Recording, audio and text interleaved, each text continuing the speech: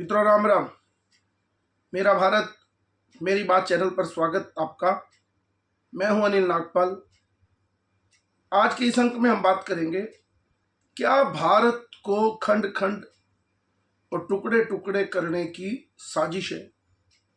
क्योंकि आजकल जो संसद में हो रहा है उससे तो ऐसा ही प्रतीत होता है। अभी जो भारत की संसद में बजट रखा गया उसको लेकर जो चर्चा हो रही है उसमें कुछ कमियां होंगी, कुछ खूबियां होंगी, और भी विशेषताएं या कमियां जो भी हैं उस पर चर्चा होनी चाहिए। किसको क्या मिला, देश का हित किसमें है। लेकिन लगता है कि इस देश में देश का इंफ्रास्ट्रक्चर, रक्षा, कानून, सुरक्षा, कोई भी विषय ऐसा नहीं जिस पर चर्चा हो। केवल एक ही बात, जाति जाति जाति। कभी संसद में भगवान की फोटो लहराई जाती है, कभी किसी तरह की बात होती है, लेकिन घूम फिर कर बात जाति पर आती है। अभी राहुल गांधी ने संसद में बोलते हुए फिर से वही बात की कि जो अधिकारी हैं उसमें कोई SC ST नहीं था।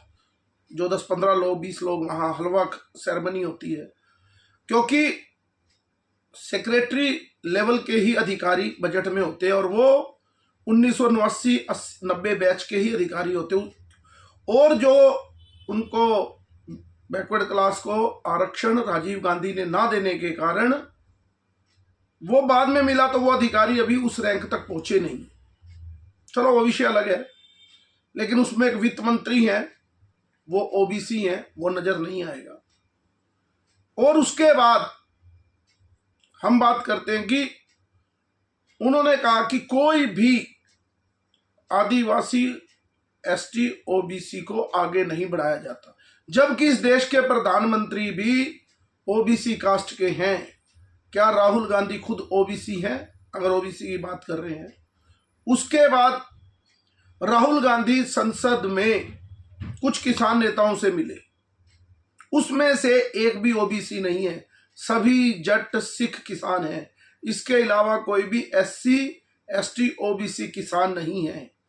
कांग्रेस के महासचिवों की सूची आप देख लीजिए, अविनाश पांडे से लेकर जयराम रमेश से लेकर रणदीप सुरजेवाला और 7 उनके महासचिव में एक भी OBC SC नहीं है। और तो और उन्होंने जो गठबंधन की करने की जो एक कमेटी बनाई थी उसमें भी कोई SC ST OBC नहीं है। चलो उससे भी आगे बढ़ते हैं। एक सब पार्टियों में एक अनुशासन समिति होती है जो अनुशासनहीनता करता है उस पर कार्रवाई करती है। उसमें 5 लोग होते हैं लगभग। उस कांग्रेस की अनुशासन समिति में भी कोई ST SC OBC नहीं है। कोई OBC के साथ अगर कोई घटना पार्टी में घट जाए तो वो जो अपना अनुशासन समिति में बताए तो उसका पक्ष जानने के लिए कोई OBC नहीं है। तो कोई भी किसी भी प्रकार की कोई खुद में तो है नहीं, लेकिन जाति जनगणना करवानी और संसद में कह रहे करवा के रहेंगे। अनुराग ठाकुर ने उनसे पूछा कि वो लोग ऐसी बात कर रहे हैं जिनकी अपनी जाति नहीं पता, क्योंकि राहुल गांधी की जाति किसी को नहीं पता, वो उनका धर्म तक आज तक नहीं पता, जाति तो बड़ी दूर की बात है। तो संसद में हंगामा कर दिया कि मुझे गाली दी जा रही, मेरी जाति पूछी जा रही है। आप पूरे देश की जाति पूछना चाहते हैं लेकिन अपनी जाति पूछने पर गाली देते हैं।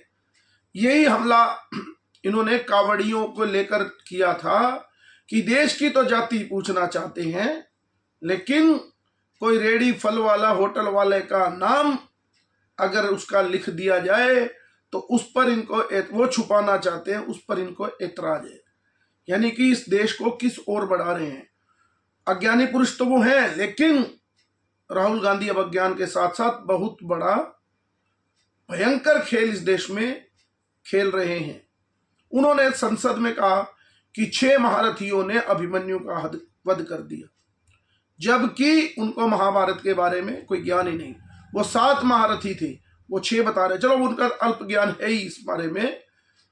और वो हर बार संसद में देखो कमाल की बात, स्पीकर बार बार कह रहे हैं कि ये नियम के विरुद्ध है, लेकिन नियम के विरुद्ध का काम वो जानकर खेलते हैं और फिर विक्टिम कॉल खेल करते हैं कि मुझे बोलने नहीं दिया जाता।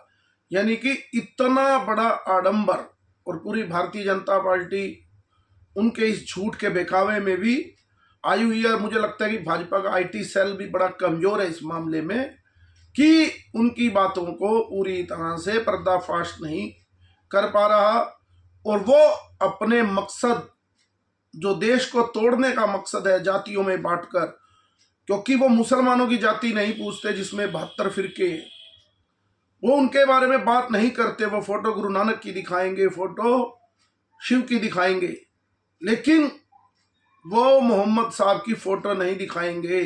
कुछ लोग कहते हैं कि फोटो नहीं होती, जबकि मोहम्मद साहब की फोटो होती है। अमेरिका की एक मैं खबर पढ़ रहा था, तो उसमें मोहम्मद साहब की फोटो दिखाने को लेकर बड़ा हंगामा हुआ और कुछ टीचर को नौकरी से निकाल दिया गया। यानी कि मोहम्मद साहब की फोटो तो होती है, लेकिन इनकी दिखाने की ताकत नहीं है, क्योंकि अटैक हिंदू को करना है और जातियों में बांटकर देश को खंड खंड करना है। ऐसी खतरनाक साजिश जो भारत में चल रही है, मुझे लगता है कि वो एक बड़े बारूद के रूप में हो चुकी है। और राहुल गांधी किसी समय अपने भाषण में कहते थे कि एक चिंगारी लगाने की देर है, और वो इस काम को बखूबी करना जानते भी हैं, क्योंकि रोज रोज केवल एक ही बात, जाति जाति।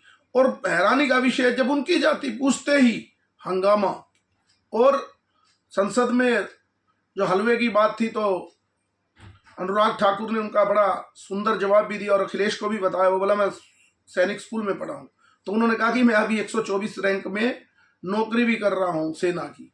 अनुराग ठाकुर ने कहा आप तो पढ़े हो, जबकि विषय पूरी तरह से बजट का होकर देश के ऊपर चिंतन करने का होना चाहिए, लेकिन ये बात करेंगे जाति की। जब से मोदी सरकार तीसरी बार आई है, इनको लगता है कि हम इसको कमजोर कर सकते हैं। मुझे लगता है कि देश को खंड खंड करने में अब आतंकवाद भी बढ़ेगा और रेल दुर्घटनाओं में भी बड़ी बढ़ोतरी होने वाली है। साजिश के तहत अब पूरा देश वाकई में एक बारूद पर खड़ा है और उसको चिंगारी लगाने का पूरा प्रयास है। मुझे लगता है कि आने वाले समय में हमें देखना ही होगा, क्योंकि मैंने बहुत बड़े पहले भी एक अंक में कहा था कि ये देश बड़ी जल्दी ही खतरनाक साजिशों का शिकार होगा, क्योंकि इनके इरादे नेक नहीं हैं। क्योंकि पीछे की पूरी शक्तियां, चाहे वो जोर सोरे से हो या कोई भी लोग हों, वो इस काम पर बखूबी लगे हैं। आप सोशल मीडिया में भी देख लीजिए, आप जब भी वो खोलेंगे तो क्योंकि बहुत सी रीच जो देशभक्त चैनल होंगे या वो उनकी घटा दी गई, और ध्रुव राठी जैसे और ऐसे लोगों की रीच को बढ़ाया और घर घर तक पहुंचाने का काम ये लोग कर रहे हैं। सरकार और भाजपा इसमें क्या कर रही है उसके बारे में भी सोचनीय विषय है, क्योंकि भाजपा को भी, क्योंकि मैं मानता हूं उनकी मजबूरी है कि भाजपा अगर झूठे एजेंडे पर चलेगी तो देश का और नुकसान होगा, वो इससे बचना चाहते हैं।